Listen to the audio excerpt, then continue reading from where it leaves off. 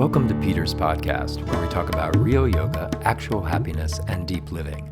Thanks for joining me. Oh, hi, Wen. Hi, Peter. Namaste. Hi, Runa. Runa does not really want to be separate from us, which is a bit of a condition, but we're rolling with it. Yeah.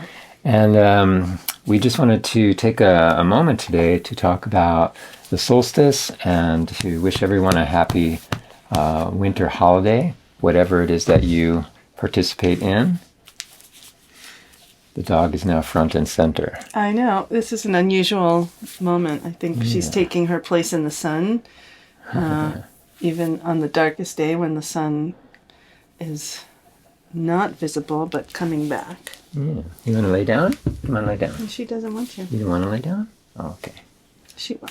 Yeah.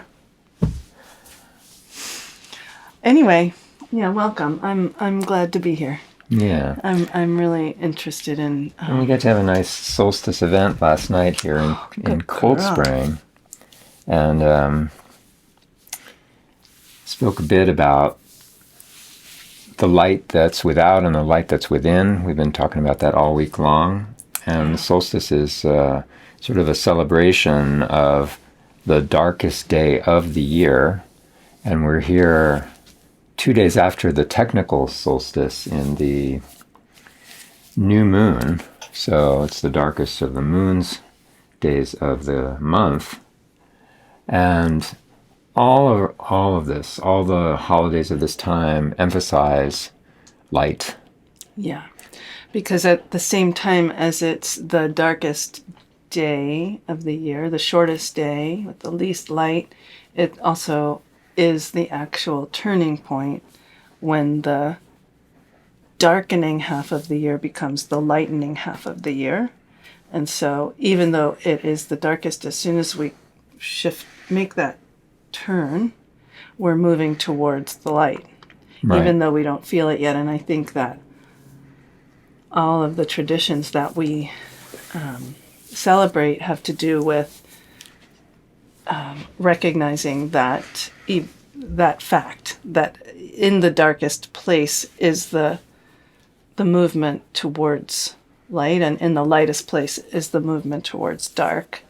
And I feel like this has just, recognizing that cycle is part of, it's almost like foundational for me to what yoga is about. And if I might just say what it really means to me is that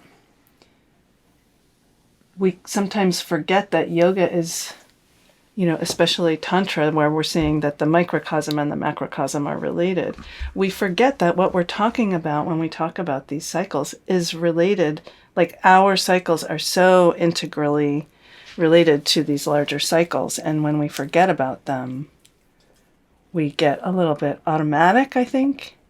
But when we remember about them, it really brings us back into some kind of resonance or alignment with the larger cycles. Yeah. You feel more a part of the rest of the manifest world. You see your role in it, and so many of the ancients who were so keen and tuned into the various cycles of the spheres, like the stars and whatnot, saw, and saw is a funny word. It's like they took as their model that these things are all working together, right? So that the movement of the planets and the movement of the stars, etc., is also related to the movements that we're making in our own lives. And that is why, astrology, for instance, is used as a predictive tool, but also as a describing tool of what's going on with you based on what's going on in a macrocosmic way. Yeah. In addition to all of this physical realm stuff that is all valid, but we are prone to magical thinking. We were just watching a television show with Zoe Saldana, and someone dies, and magical thinking comes up as one of the grief responses. But we are so prone to magical thinking that it's useful to remember that everything that's going on outside of us is going through a constant fluctuation. Things go up, things go down, right? The moon is a perfect example of this, and I used this last night when I was talking in our solstice thing, that, every 28 days the moon goes through its entire cycle, from the brightest to the darkest and back again. So it's like, it's important to remember that when we say something like, it's now going into the lighter part of the year, it doesn't mean all of a sudden everything is going to be happy for me, because the karma of being in the manifest world is that things are going to go up and things are going to go down, and you're going to have to deal with all those things. Right. But what I feel is important about this time of year is that even when there is the darkness, even when it's the darkest time, it's never diminishing the possibility of you tapping into your own inner light. And it's that seeking, or almost finding that that's what you're supposed to be finding, is one of the greatest learnings of life. That you can find within yourself the spark of, whether you want to call it divinity, or the spark of the connection to the universe that is always there. Yeah. And the world goes on around that. Right? And our consciousness is what we can bring into the world all over the place. Yoga practice is about learning how to go to both things. Exactly. And for me, whatever your actual practice is around, remembering that in the light there's darkness, and in the darkness there's light, and that we're always moving towards light or away from light. And that, it's funny, it's interesting to think about the cycle of the moon moving from its dark phase to its light phase and back to its dark phase. And then the seasons moving from their dark phase to their light phase and back to their dark phase.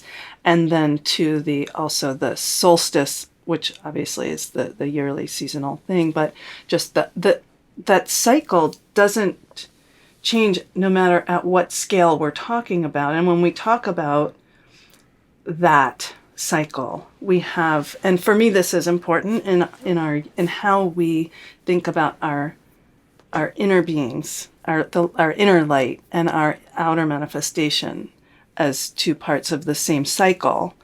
That when we're in the dark phase, because we are in these bodies and in these minds and in this ego and in this difficulty of the manifest world, we forget about the light, and we actually experience the difficulties of cold and wet and contraction. And when we're in and we maybe feel hopeless about that. And we can start to feel hopeless. And I think that's where the magical thinking comes in. It's like, I remembered about the light. And then we forget that, actually between now and then there's also like this road to walk about getting there. Right. So, it's thinking about how these cycles, like of our practice, of our bodies, of our day, of our month, of our year, of our earth, of our cosmos, all, I think it gets overwhelming to think about it all, but just when we think about the scale of it, we can think of ourselves as the microcosm within the macrocosm. And to me, that is actually Tantra. And so then I can put myself in this place where I want to hibernate and I want to soften and I want to rest and dream and fill myself with light to get through the dark part, whatever that means. Like whether it's like, inner light through meditation, or like literally looking at flame or lights, or filling your house with lights, or whatever it is, the inner and the outer are just reflections of each other. And that's like, I don't know, that's to me the practice. Yeah. And the remembering of that. And the remembering. Like to try to remember that. It's funny, it's like every year the same set of holidays comes up as a reminder. Hey, this is the dark time, but that outside darkness isn't the only thing that's going on here. You know, this year, that's just like on a little bit of a personal note, I really let myself go into the darkness and the just the feeling of it and the hibernation of it, and I kind of let go of some of the protesting about having to be so externalized, and just said, whatever it is this year, I'm just going to be here in it. And it actually finally put me in a place where I felt like, because it relates to me to the exhale and the releasing and the letting go. And there's this place in the rhythm, in that turn, in that shift, especially at this time of year, where it's not any, there's not even any, like all the releasing and letting go is even done. And then we're just resting. And I think, honestly, that's probably like the hardest part. Yeah, well, I was pointing out that this time of, it's so ironic that as a culture we make this time of year a time of incredible amounts of socializing and shopping, and you know, and the natural cycle is exactly what you said, to rest and to exhale and to do nothing. Yeah. You know, so we're in a little way working against ourselves through this time, and that's okay also if we can, you know, remember to check in and come in. And you know, I made a joke yesterday in asana class about, okay, so when you're all getting frazzled and, you know, Christmas Day or whatever, Warrior 2, you know, get yourself, find your center, find your ground, find your focus. That will let you have the exhale. Yeah. And then you can move on. Yeah. How many of those students will do Warrior 2 this weekend is to be determined. TBD. Yeah. Yeah. But well, still, I mean, it was good for a joke, and, you know, everybody got the message. And but also, isn't it good to also remember that, you know, like practice, like when we do a practice, it's about doing a practice over a period of time. Mm-hmm. And hi, sweetheart. Yes, she says, I know all about that. And it's really this, like, it's once the overwhelm button gets hit and we're just in so much activity, it's like, oh, well, I just have to do this practice and then I'll get that result. And we forget that it's like, that's not really how it works. Mm-hmm. You know, that you have to do the thing that will help to let you be in the moment in the way that totally works for you. Yeah. And that you just have to then keep doing that. And you can't, I don't know, this is probably one of the things that I see the most in myself and other people in our world, that we think it and then we think it's done. Mm-hmm. Right. We go, yay. It's like, yay, I understand. Right. And then it's like, well, that's the doorway in. Yeah. That's not the process by which it comes actually about. Right. That's what I meant by finding that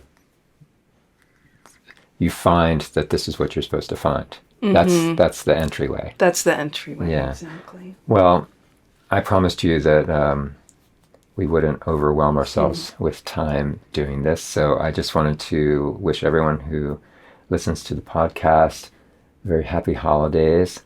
I hope that you get everything that you ever hoped for and that you don't care about it at all. Yeah. Mm. And I hope that you fill yourselves with whatever kind of light feels hopeful for you. And whatever place you're in relating to this part of the cycle, that you remember how it feels when the light starts to come back, and that you allow yourself to be in that movement, not in our head, but in our hearts and bodies, especially at this time. And I suggest that the yoga pose of the season is Shavasana. Excellent. Well, the light that's always in me bows to the light that's always in all of you and you and you. Namaste. Namaste.